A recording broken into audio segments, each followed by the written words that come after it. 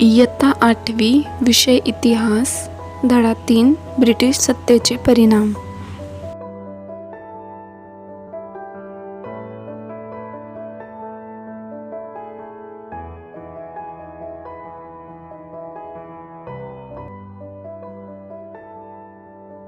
प्रश्न पहिला. दिलेल्या पर्यायांपैकी योग्य पर्याय निवडून विधाने पुन्हा लिहा.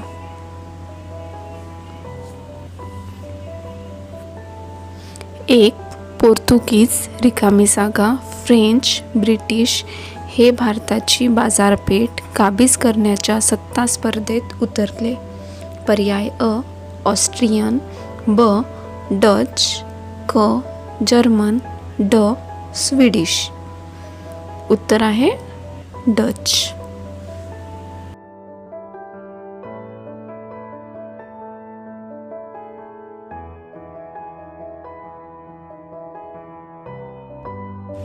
दोन. 1802 मध्ये रिकामी जागा. इंग्रजांशी तैनात फौजेचा करार केला. पर्याय अ. थोरले बाजीराव, ब. सवाई माधवराव, क. पेशवे नानासाहेब, ड. दुसरा बाजीराव. उत्तर आहे दुसरा बाजीराव.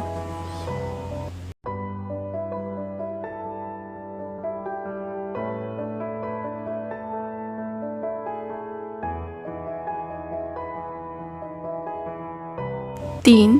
जमशेदजी टाटा यांनी रिकामी जागा येथे आयर्न अँड स्टील कंपनीचा पोलाद निर्मितीचा कारखाना स्थापन केला. पर्याय अ. मुंबई, ब. कोलकाता, क. जमशेदपूर, ड. दिल्ली. उत्तर आहे जमशेदपूर.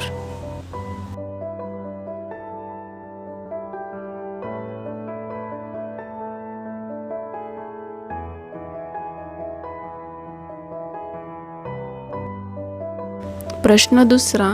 पुढील संकल्पना स्पष्ट करा.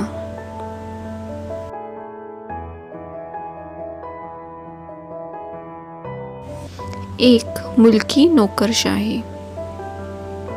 उत्तर. 1. राज्यकर्त्यांना राज्यकारभारात मदत होण्यासाठी योग्य ते सल्ले देण्यासाठी सरकारी पातळीवर जी यंत्रणा उभी केलेली असते तिला मुलकी नोकरशाही असे म्हणतात. 2.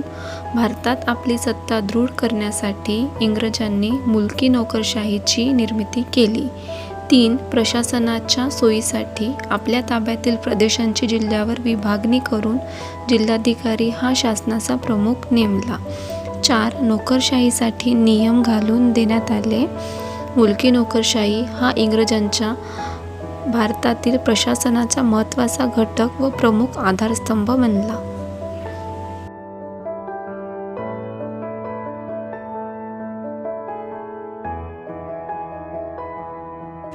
2. शेतीचे व्यापारीकरण. उत्तर. 1. इंग्रजी राजवटीपूर्वी शेतकरी आपल्या कुटुंबासाठी आणि गावाची गरज भागवण्यासाठी प्रामुख्याने अन्नधान्यच पिकवत असत. 2. इंग्रजी राजवटीत कापूस, नीळ, तंबाखू, चहा अशा नगदी पिकांचे उत्पादन घेण्यासाठी उत्तेजन दिले जाऊ लागले. 3. अन्नधान्याच्या लागवडीपेक्षा नगदी पिके नफा देणारी पिके होती. 4. नफा देणाऱ्या या नगदी पिकांना जे महत्त्व दिले जाऊ लागले त्यालाच शेतीचे व्यापारीकरण असे म्हणतात.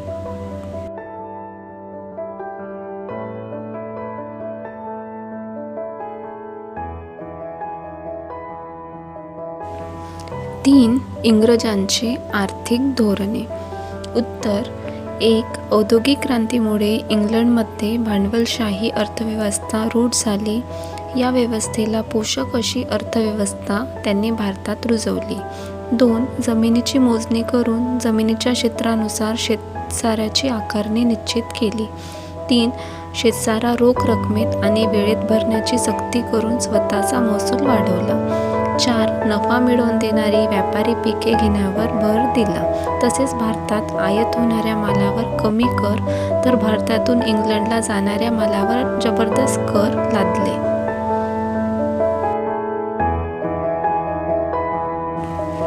प्रश्न तिसरा. पुढील विधाने सकारण स्पष्ट करा. एक. भारतातील शेतकरी कर्जबाजारी झाले. उत्तर. एक. शेतसारा अन्नधान्याच्या रूपात न भरता रोख पैशाच्या स्वरूपात भरण्याचा आणि तो वेळेत न भरल्यास जमीन जप्त करण्याचा नियम सरकारने केला. 2. रोखीने शेतसारा भरण्यासाठी शेतकरी मिळेल त्या भावाने धान्य विकू लागले. 3. व्यापारी व दलाल शेतकऱ्यांची अडवणूक करून वाजवीपेक्षा कमी दराने माल खरेदी करत. 4. शेतसारा भरण्यासाठी प्रसंगी जमिनी सावकाराकडे गहाण टाकून कर्ज घ्यावे लागे. त्यामुळे इंग्रजांच्या काळात भारतातील शेतकरी कर्जबाजारी झाले.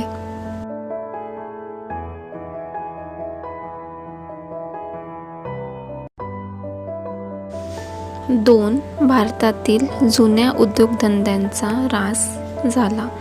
उत्तर. 1. भारतातून इंग्लंडला निर्यात होणाऱ्या मालावर इंग्रज सरकार जबरदस्त कर आकारत असे. 2.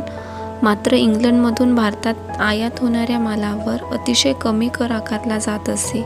या व्यापारात इंग्रजांचाच फायदा होत असे. 3. इंग्लंडमधून येणारा माल यंत्रांवर तयार होत असल्यामुळे त्याचे उत्पादन मोठ्या प्रमाणात होत असे. 4. यंत्रांवर तयार होणारे हे उत्पादन भारतीय उत्पादनांपेक्षा स्वस्त असल्याने त्याची विक्री अधिक होत असे. परिणामी या स्पर्धेत भारतीय उद्योगधंद्यांचा टिकाव न लागल्यामुळे त्यांचा ऱ्हास झाला. प्रश्न 4. पाठाच्या मदतीने पुढील तक्ता पूर्ण करा. व्यक्ती आणि त्यांची कार्ये. लॉर्ड कॉर्नवॉलिस नोकरशाहीची निर्मिती केली. लॉर्ड बेंटिक सतीबंदीचा कायदा केला. लॉर्ड डलहौसी विधवा पुनर्विवाहाला मान्यता देणारा कायदा. William Jones Asiatic society of बेंगॉलची स्थापना.